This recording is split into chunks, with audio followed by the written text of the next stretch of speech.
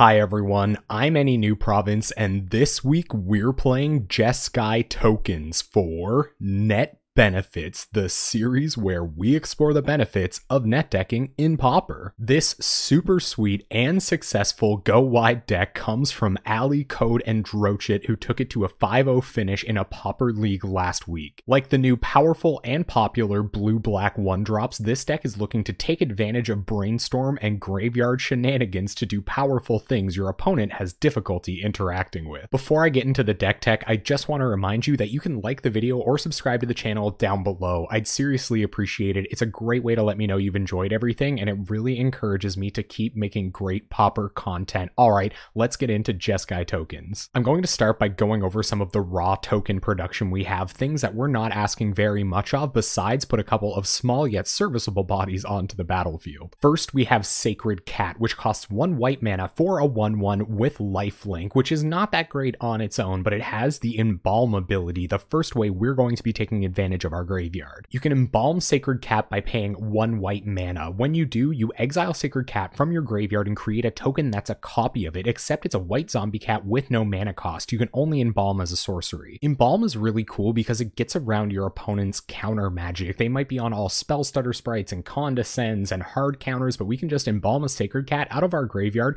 and start beating them down with a 1/1 lifelinker. Next, we have Anointer Priest, which I think is the most exciting inclusion in this deck. It costs 1 and a white for a 1/3 that says whenever a creature token enters the battlefield under your control, you gain 1 life. I'm really glad to have a 1/3 around in the first place, and a 1/3 that gains me a ton of life off of all the creature token generation we're doing. That's just gravy. But what's even better than all of that is that Anointer Priest has Embalm, so if we have to pitch it or mill it over with another one of our spells, we can still get a copy back on the battlefield by playing 3 and a white. The first of our instants and sorceries that generate creature tokens are Gather the Townsfolk and Raise the Alarm. We vary them even though they're functionally the same spell because the creature tokens they produce have different names. This helps us play around things like Echoing Truth or Echoing Decay. Both spells cost 1 and a white for instants that create 2 1/1 white soldier creature tokens, generating life off of our Anointer Priest and helping us go wide to start chipping away at our opponent's life total. Our final token production spell is arguably the most powerful in Battle Screech. It costs 2 white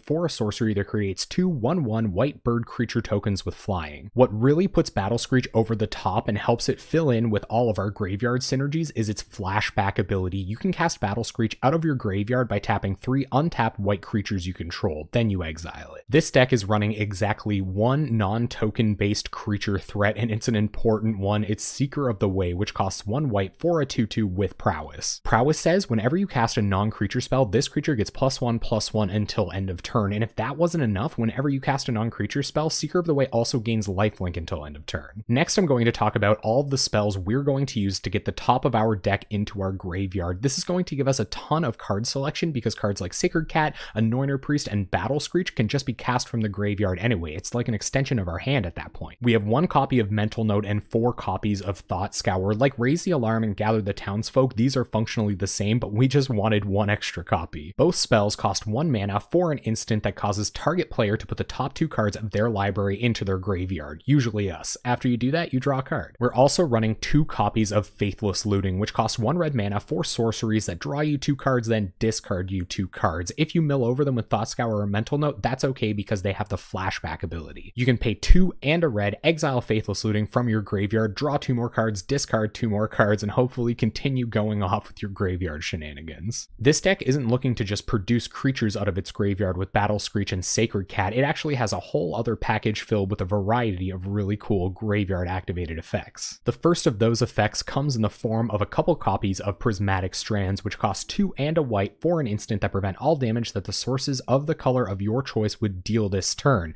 The best part, it has flashback. You can cast it out of your graveyard at instant speed by simply tapping an untapped white creature you control. Prismatic Strands is great against monocolored aggressive decks, and even against some decks like Burn. We're always going to have a white creature around, so we may even get 2 activations out of each of these prismatic strands. Next, we have Rally the Peasants, one of the coolest cards to use to win a game out of nowhere. It costs 2 and a white for an instant that gives creatures you control +2/+0 until end of turn. You can cast it again with flashback out of your graveyard by paying 2 and a red. By the time you've cast and flash back a Battle Screech, you should have enough mana on the battlefield to just win with a double cast of Rally the Peasants. This card is insane. If continuously antheming our creatures doesn't somehow get us there, we have a single copy of Firebolt we may be able to cast out of our graveyard to do the trick. Normally it costs 1 red mana to deal 2 damage to any target, but you can flash it back out of your graveyard for 4 and a red. Our last graveyard-centric spell is one of the best pieces of card advantage in the format. It's Deep Analysis. It costs 3 and a blue and allows you to draw 2 cards at sorcery speed, but the best part is you can just cast it again out of your graveyard for its flashback cost of 1 and a blue and 3 life. I mentioned that this deck was trying to take advantage of Brainstorm in the same way that blue-black 1-drops is, so of course it's running 4 full copies of Brainstorm, which cost 1 blue for instants that draw 3 cards. Then you must put 2 cards from your hand on the top of your library in any order. If we put back a couple of cards we don't like, no big deal. We can just get rid of them with Thought Scour or Mental Note. This deck is also running multiple fetch lands in its mana base. That'll help us shuffle and get rid of those cards we don't want as well. I also mentioned that sometimes we won't be able to kill our opponent using just creature damage, so just to be safe, we have 3 copies of Lightning Bolt as well. They cost 1 red mana for an instant that just deal 3 damage to any target. We're probably all pretty aware of how hard it is to play a 3-color deck in Pauper, so we'll start the mana base out with our last non-land card, which is Springleaf Drum. Springleaf Drum costs 1 generic mana for an artifact that you can tap and also tap an untapped creature you control to add 1 mana of any color to your mana pool. It feels a little bit risky to run Springleaf Drum in any deck that doesn't care about artifacts like Affinity, but I'm pretty confident we'll always have the creature to tap, so I'm okay having a Springleaf Drum or 2 here to help fix our mana base. Speaking of which, let's have a look at these lands. First, we have 3 copies of Ash Barrens, just great color fixing. Normally they only tap for 1 colorless mana, but if they're still in your hand, you can pay 1 generic mana to discard them, search your library for a basic land card, put it into your hand, and then shuffle your library. We have 4 more fetches in the form of Evolving Wilds. You can tap them and sacrifice them to search your library for a basic land card, put it onto the battlefield tapped, then shuffle your library. I think it's really interesting how few non-basic lands this deck builder decided to use. In fact, we only have 3 more in the form of 3 Azorius Chanceries, your blue-white Karus. They enter the battlefield tapped. When they enter the battlefield, you return a land you control to your hand. When they're untapped, they add blue and white. Finally, we have our basics in the form of 4 islands, 4 plains, and 2 mountains. Lots of untapped white and blue sources did our Sacred Cats and our Thought Scours on time, get those graveyard shenanigans going,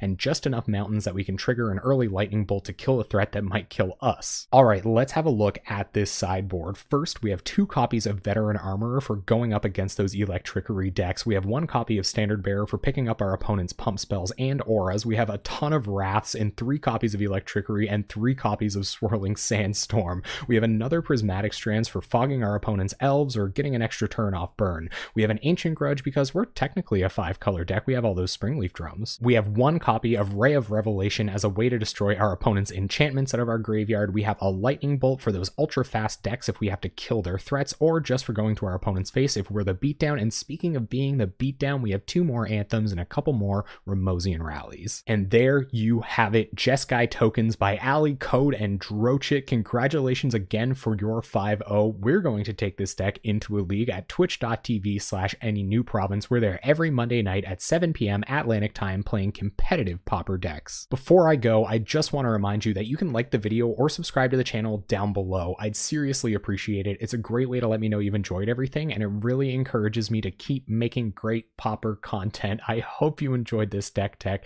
and hopefully I'll see you on Monday night.